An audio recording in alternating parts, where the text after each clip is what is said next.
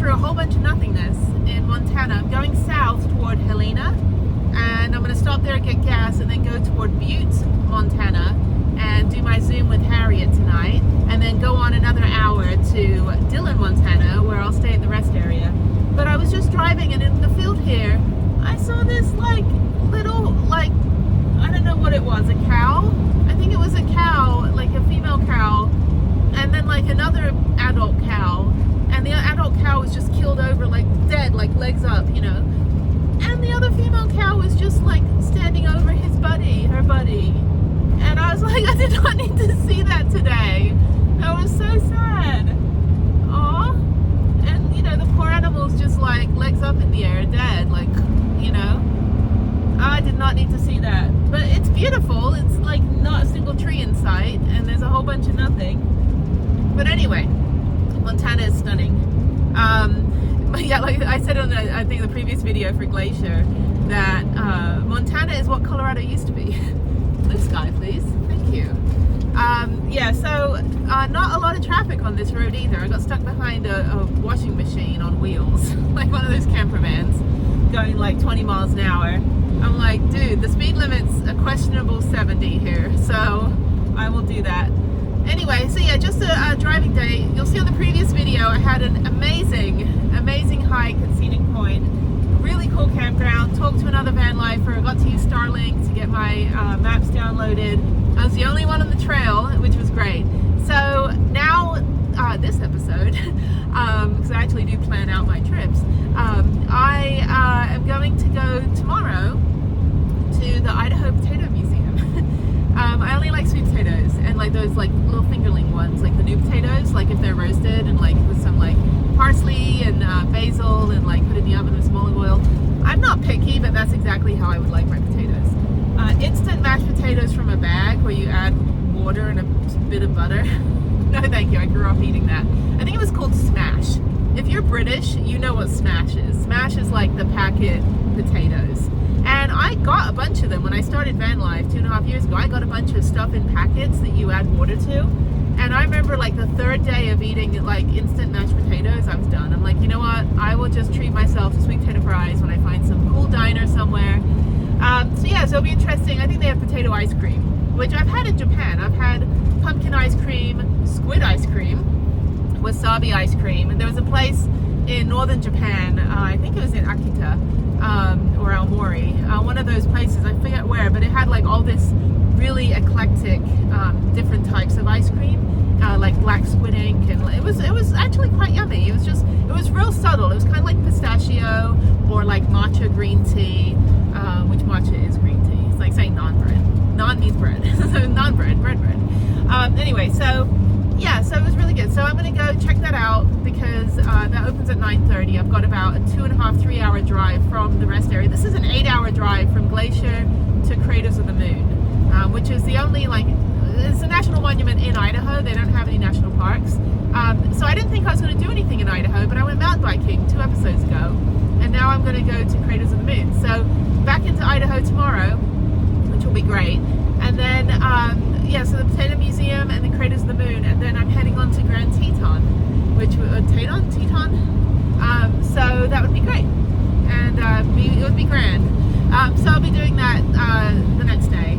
It is windy out here, and there's nothing, just all these little towns. So yeah, so Helena should be pretty cool. I'm not in a hurry. It's only like 1:15. My clock's still on Western time. It's 1:15 Mountain time. So I'm 1 hour behind Harriet, who's in Texas. So I got to keep remembering my time zones when I have my Zoom calls, so I can make sure that I call her at our right time. We talk a couple days a week at 7 o'clock, so I got to make sure wherever I am, it's 7 o'clock in Houston, but I'm sometimes at 5 o'clock or 6 o'clock. So thankfully I'm still going to be hours behind. The next leg of the trip after this one, when I fly home, come back, will be Midwest and East Coast, so I may be an hour ahead at some places. But anyway, it doesn't matter. At least I'm in the same continent. That's all that counts. Yeah, so the girl at Glacier I talked to is going up to Banff, and I was like, I need to renew my passport. It's a couple months out from expiring, and I've had it for 10 years. So I don't really feel comfortable traveling with a passport that's going to expire in September. It's July right now. It's July 13th. So I have my passport here. I always carry it with me no matter what, like always, even if I'm never traveling, it's always in my purse. But I don't want to go anywhere like that soon. Just in case anything happens, you know, I'm with an expired passport. So yeah, so I'm gonna get it renewed. I'm not leaving the country until I'm done with this country. That's my incentive for finishing the US, is I'm not gonna go to any other country except Canada, which I will do part of when I go up to Isle Royale National Park. I would like to venture into Toronto, because it's a fantastic city. Visit Toronto again. I haven't been there in over 25 years, since college, and then come back down through like Niagara. I want to see Niagara Falls on the Canadian side, which is better. So I don't know. I haven't planned that at all. I've got a ton of recommendations from my Vanlife Facebook group. So I need to go through that thread. Oh my God. I need to go through roads. I need to go through that thread and just start jotting down all the mountain bike parks and hiking and all that stuff. But check this out. I was hiking this morning in Glacier, and I realized that my little bear bell that hangs from my hiking backpack looks like truck nuts. I mean, check out this picture. I literally look like I have balls. So I don't, but if I did, they would hang, probably knowing my luck, they'd hang that low. I don't know how you deal with that stuff in the way. Just, it's too much like real estate going on down there. Anyway, so, moving on, I am, yeah, just on the 300-mile drive right now. And I swear, having done Texas for 3.5 years and having to drive in and out of that state, it definitely trains you very, very well. Oh, that's cool. Sorry. There's a livestock auction. I'd love to go see one of those. Like, just, you know, it's $50. You know, it's like, that's what it sounds like to me. I'd love to go to one of those. Anyway, so I am, yeah, anyway, so I forgot what I was going to say. I can just rewind it on the tape. But yeah, so 300-mile drive, and I'll be back in Idaho tomorrow. Just checking out Middle America here. You know, there is a ton. I'm not kidding. Every 10 feet, Jesus will save you. It is beautiful out here, but I'm all right. I don't need the J dude to like help me out. My life's pretty good right now. So thank you, Jesus, for your offer, but I really don't need your help. But literally, there's like, I drove through one town where there's a commandment park, and it's just like 50 billboards, like the size of a planet, like all lined up in this one section, and everyone's walking around taking pictures, and it's just like, you will be saved and Jesus will save you. It's very, very religious out here, but I have not seen one single church. I have driven and I've seen millions of billboards and not a single church. So I don't know where they do their house of worship, or if it's just like in their heart, or if they like actually go to a building.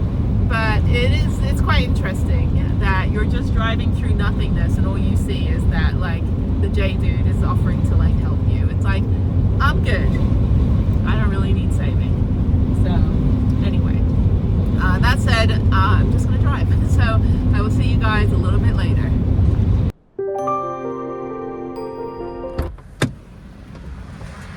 Okay, so luckily there's enough road noise that I'm not actually gonna really hear these trucks, and there's only space for like 7 trucks. There's a tiny little toilet right here, and this amazing view. Look at this. Beautiful sunset. There's no picnic tables, so there's nowhere for me to make a cup of tea, which I would really love. I've had, not to be graphic, I've had horrible diarrhea all day. Yesterday I had the same thing, plus period cramps, because I'm still young and sprightly. But the thing is that there's mosquitoes too. Hang on a second. So, yeah, so anyway, so this is the place where I'm staying. So I shouldn't really even be hearing, but there's also a sign over here. Let's see what that says. Montana has a ton of these like historical signs. So the Montana-Utah Road is right here, and then Prudence is over there. So yeah, this should be fine. I can't hear anything when I'm in the van, plus I'll put the fans on. So yeah, this is my home for the night. Am I in freaking Texas? Rattlesnakes have been observed. It's not always fun. They always hide in like the wheel wells and stuff. So I will stay over here on the road. Anyway, freeway's right there. And go back in. So yeah, so let me explain. So this is my new hat, Glacier. I thought it was cute. I think I showed you it before. Montana t-shirt. Yeah, I'm trying to look all like vacation-y and sporty. Anyway, so yeah, I've had like the runs yesterday and today, and I think because I have IBS, irritable bowel syndrome, that I think I had frozen yogurt yesterday in Idaho at the bike park, and immediately that did not agree with me. And then I had frozen yogurt today, so I know I'm not supposed to have dairy, just like oat milk dairy, so neither of those were good for me. So needless to say, I've had to stop a few times on the way. But there's rest areas all the way down. I'm on the 15. I think it's the same 15 that goes to Las Vegas, which is pretty cool. So I need to map out all of the roads. I think I've driven on the 10, the 20, the 30, the 40, the 50. I think I've driven on every like increment of 10 freeway interstate in the US. So I'm gonna find a map. I'll put it on the screen right now. Here, there we go. And yeah, I've actually driven this van on all of those roads. The 90 was the one I was on today to get to Glacier, or no, yesterday to get to Glacier. That was really good. That was a fun park. That was really fun. Anyway, so yeah, so I'm gonna put my little bug machine on. It's this thing.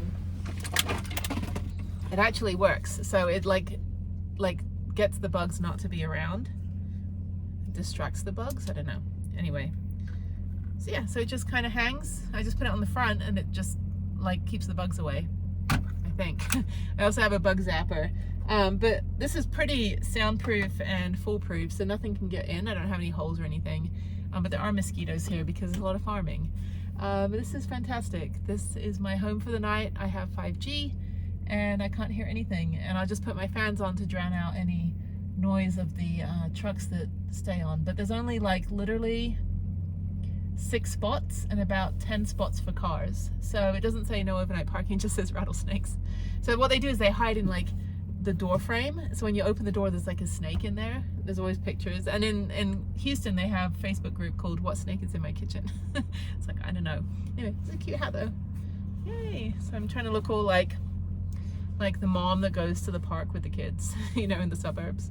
I don't really wear baseball caps because I can see the rim and it bothers me. That's why I don't like wearing my glasses, because I can see the rims. But if I put my ponytail a little bit lower, kind of put this up a bit, or I could just turn it backwards, but then I just look like a dork.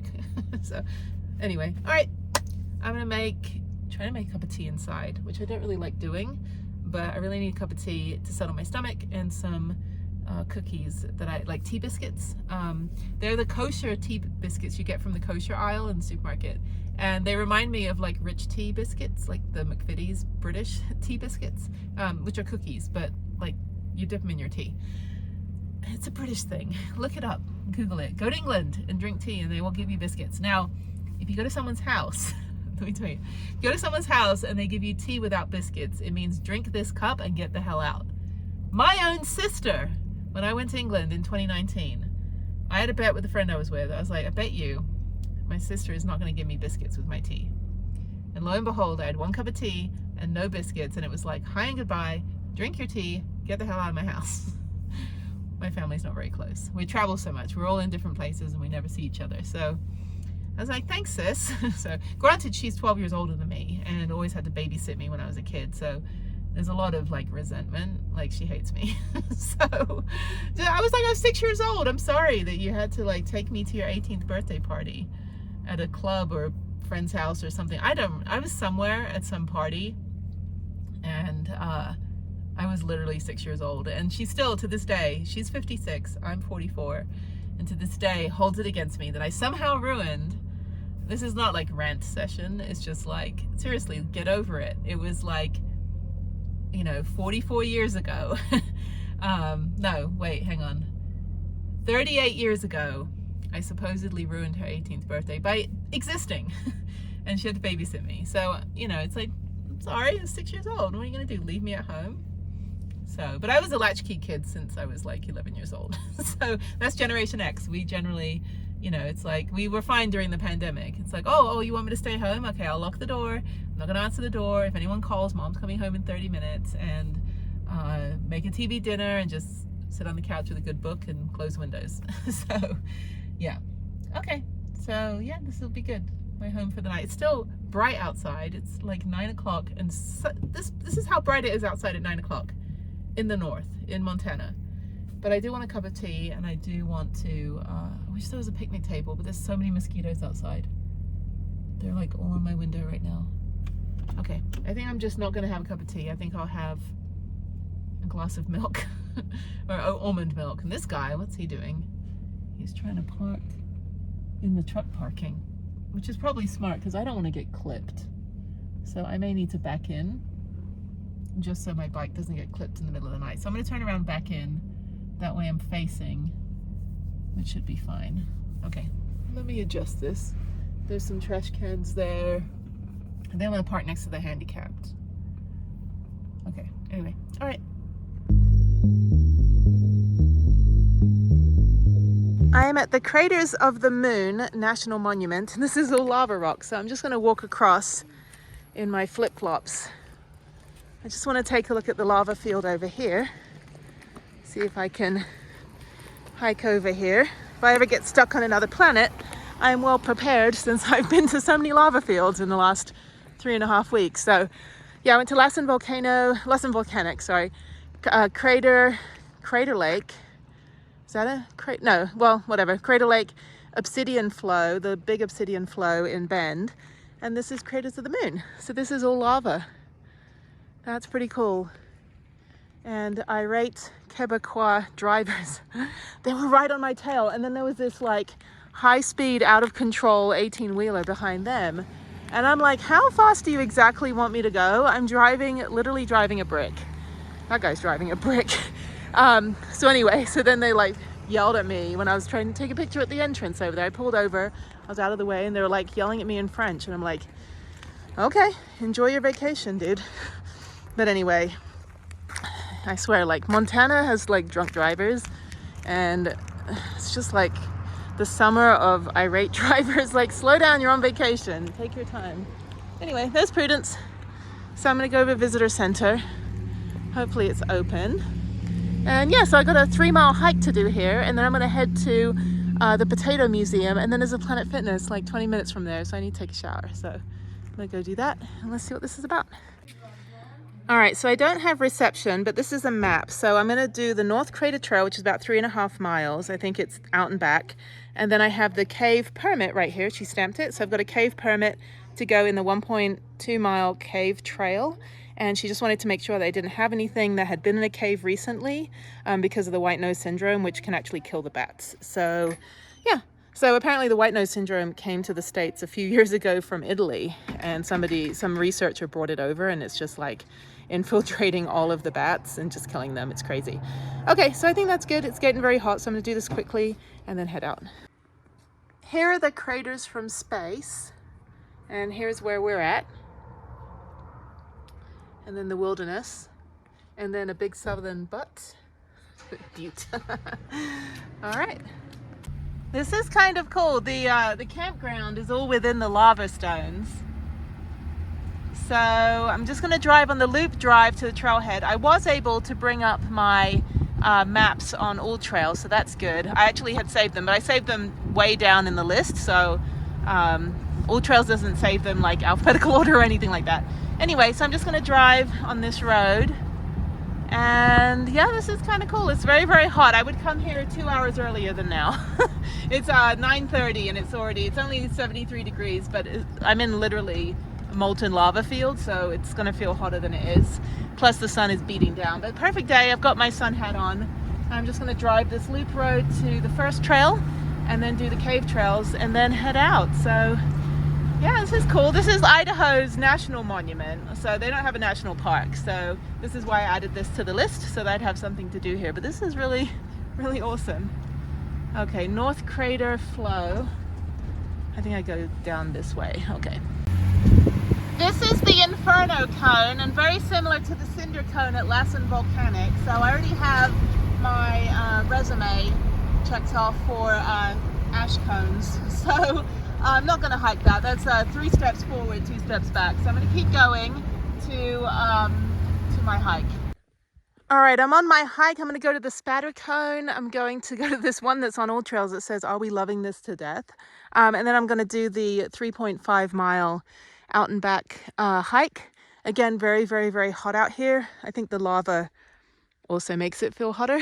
It's like being in a, basically being in a barbecue grill. Okay, so this should be quick. Yeah, not a lot of people out here. It's only 3 cars and, well, 2 cars and my badass van. Okay, so let me go out there and let's check this out.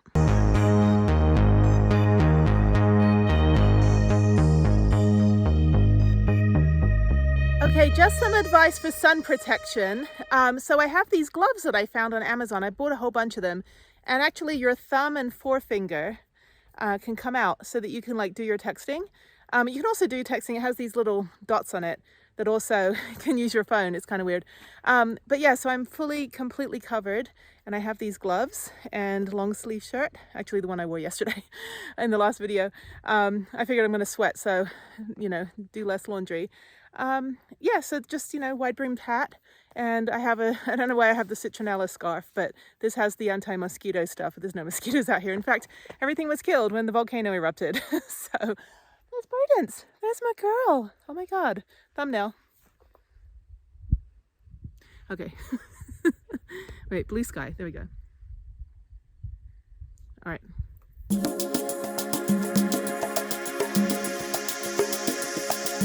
Okay, that's pretty cool. We can climb on lava. That's crazy.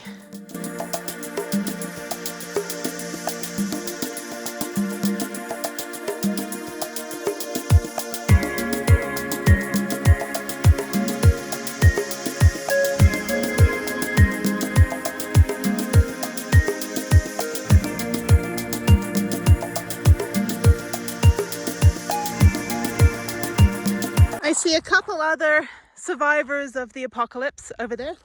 And then there were 3 guys that way. So yeah, it's actually pretty easy to hike on. It's kind of got that lava crunchy sound, which is interesting when you hike in so many different places. You start to notice the sound that your feet make. It's like crunch, crunch, crunch. This is cool. It's just like, I don't know when they found this. I gotta look it up. But it's like when they just discover these things, and the whole time it's been here, but then you get science and technology and airplanes, satellites and drones, and all of a sudden you're like, oh crap, this is in my backyard. Who knew? You can actually hike into it, which I won't do. Again, 3 steps up, 2 steps back. But I'm going to hike continuing. I'm about half a mile in. So a mile to go, and then turn around, come back. The north parking lot is actually closed for this, so you have to come down to the south parking lot. And then the caves trail, I think, is only a mile out and back, so that should be pretty good. I don't think I can take any bags in with me, just my phone and my key. So yeah, they also tell you if you've been in a cave recently, like don't take anything in there that's been in a cave recently because of white nose syndrome. I already mentioned that. So this is cool. Weird, but cool. So now I'm the only sole remaining survivor on Earth. This is really cool. Although, if there was a volcanic eruption, this stuff is pretty hard to run in. I would just tell you that right now. There was that documentary that I watched about, I think it was White Island in New Zealand, recently, a couple years ago. The cruise tourists that went to the island and the volcano erupted while they're on the island. It was pretty horrific, incredibly horrific. But the story was about one of the survivors, one of the women that survived, and going through, you know, years of burn treatment and all of that stuff. But it's like you cannot run faster than the way that, you know, this lava flows out. You think it'll go slow, but, you know, and then you go to Iceland and people are just like flying drones over the volcano and just standing there watching the volcano erupt. I'm like, I don't need to do that. I can watch that on YouTube. I'd rather go to ones that are, you know, idle and lazy and not doing anything. But this is really cool. Such different terrain. There's like, you know, vegetation over there. There's lava rock here that's all kind of crunchy. Kind of red rock over there. A tree. Really cool. Okay.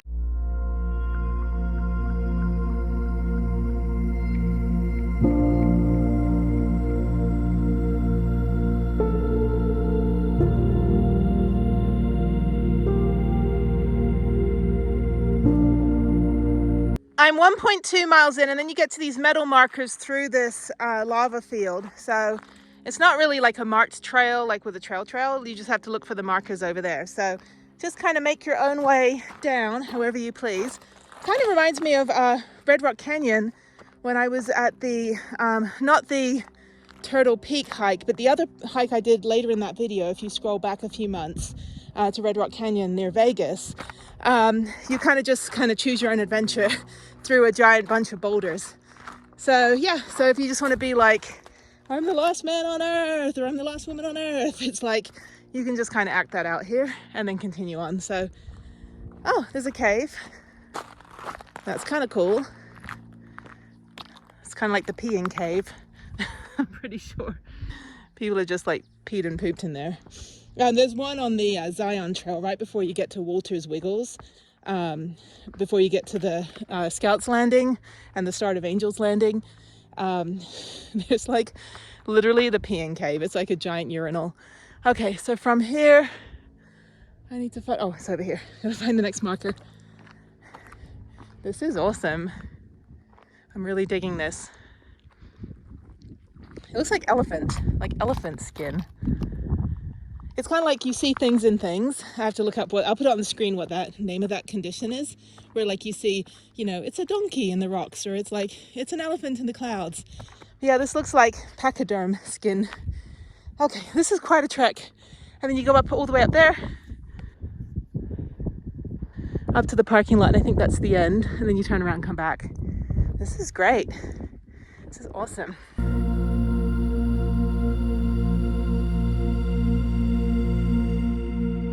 I'm at the north parking lot, and it is open. It's the other one right next to it that has a small trail. That one is blocked off. But yeah, you just go down here and then take a swig of water, turn around, go back up. All right, I'm back. It took an hour and a half. So that was about right on all trails. That's a cool rig. I always see those truck campers. It's like 100 spaces and they park right next to me. Why? Why do that, sir? I can't get in my door. Okay. More camper vans. Everyone's so aggressive in the summertime. It's like the sun just fries their brains. They're gonna back up without watching. All right, we are done, and let's go to the cave. I'm at the cave area, got my permit, and it's over here somewhere. I think it's over here by the bathroom. Okay, Dewdrop Cave and Indian Tunnel. So I'm gonna look on all trails. It's 1.8 miles out and back, so it should take me about half an hour. This is nice. Very, very hot here though. It's not that hot. It's only like 60, 75 degrees maybe. But like I said, we're basically hiking inside a camping fire pit. So, okay. Okay, this is a gigantic lava field. It's like, and the paved trail. So yeah, so short hike. This is great.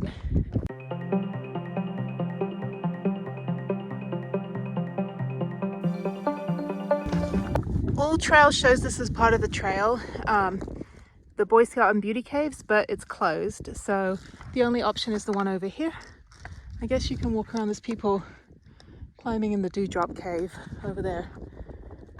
Anyway, so yeah, so it's only going to be like less than a mile, so pretty quick. If you want to scramble down, you can. Just be super careful. Yeah, okay, awesome. It's cooling down and getting windy now, so it feels really good.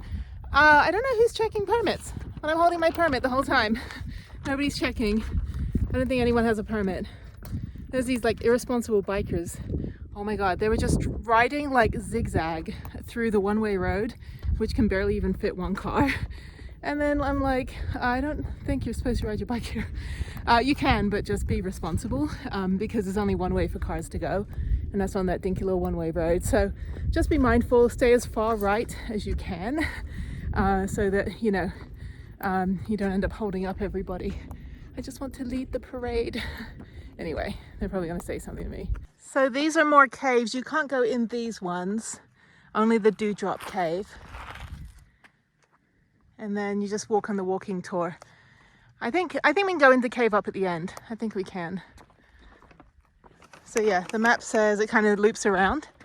And I think that's the only cave you can go in. So I can't even speak. I'm so hungry. I'm saving room for potatoes. Really can't speak. Come on, Jenny. Nom, nom, nom. Yeah, so I'm gonna call this day today Craters and Taters because I went to some craters and I'm gonna get some taters. So I think the potato museum will be fun. Then I'll go to Planet Fitness, like 25 minutes away. And then that's it. I think I'll just park up at a Starbucks. I'm at a rest area tonight, so not in a hurry. But yeah, I'm gonna work on Harriet's project. We're gonna do a YouTube channel. So more on that later. She wants to do like a Roblox, like she's a Roblox character and she like talks about playing Roblox like as that character. So it's pretty exciting. We had a whole production meeting about it last night. So she's a creative director and I'm the production assistant. So it's basically all her. Okay, so yeah, you can also climb down here. Watch children carefully. So I assume you can just let your children, yeah, there's kids down there. That's too funny. This is the Indian Tunnel. This is the end of the trail. So just be careful when you walk down. You can either go forward or backward. There's just this staircase and then you can just climb through the rocks. Not very mobility accessible, but if you just use your grippy shoes, you should be okay. That's pretty cool. You have to go all through here. So yeah, just be careful. It's good for kids. But yeah, oh, there's a little pathway. Okay, so this is good. Yeah, so if you need assistance to get through, it's not too much of a scramble. There is an actual solid path. And then you can explore. So it's pretty cool. The ranger was like, have you ever been in a cave? I'm like, all I've been in are caves in the last 2 years. Probably about 30 of them at this point. And old tin mines and gold mines. That's pretty cool.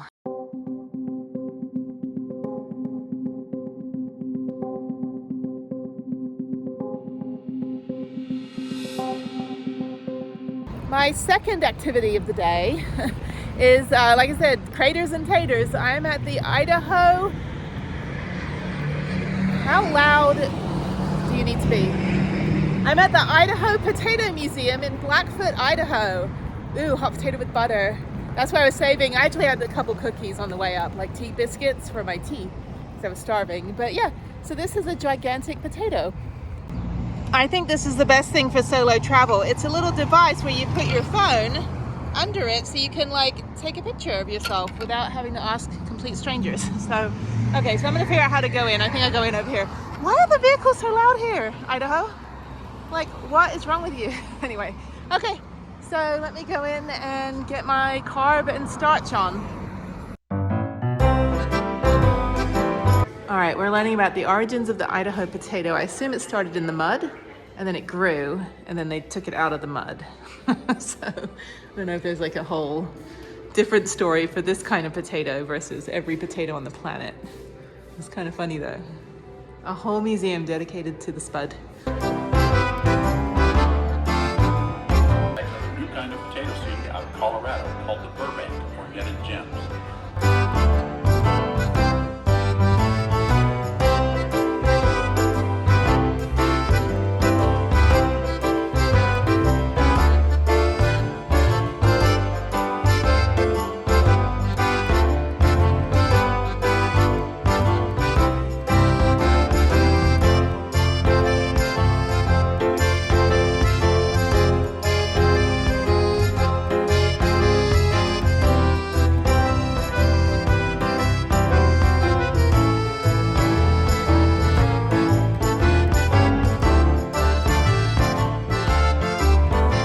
Okay, so this is the cafe entrance. So they've got, let's see what they have on the menu. Baked potatoes, and they have full bar topping. They've got fries, tater dollars, no sweet potato fries. These are just Idaho potatoes, and ice cream. So I'm gonna try some. Well, they don't have potato ice cream, I don't think, but I might try some potato soup with a bread roll. I think that's what I'll do. Yeah, I don't want to. Well, maybe a baked potato. We'll see.